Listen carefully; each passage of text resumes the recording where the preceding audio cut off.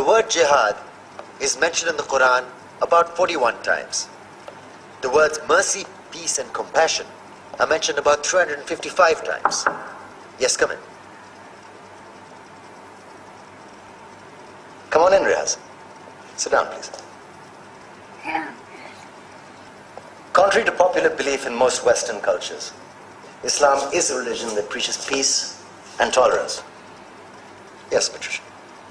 If Islam truly is a religion that preaches peace, then how come the world's most troubled spots, the West Bank, Afghanistan, Pakistan, Iraq, they're all plagued with Islamic terrorism? Well, that depends on your definition of terrorism. Some might argue that the U.S. invasions of countries like Iraq and Afghanistan are also acts of terrorism. No, those were acts of war to get rid of despotic regimes. Or a means of getting at a country's oil. Conspiracy theories. Well, May I? Yes, please. Go ahead, Riaz. Mr. Khan is right.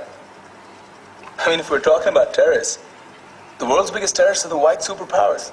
Come on now. No, really, stop and think about it. Explain 9/11. Okay. Do you know how many people died in the Twin Towers strike? Around 3,000. And do you have any idea how many people died in the bombing of Afghanistan? Take a wild guess. More than 15,000 people died. And that's just conservative figures.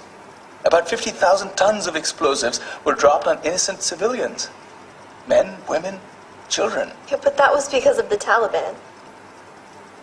Now that you brought it up, did you know that the Taliban was a creation of the CIA to fight the Russians? Whatever. They were still harboring terrorists.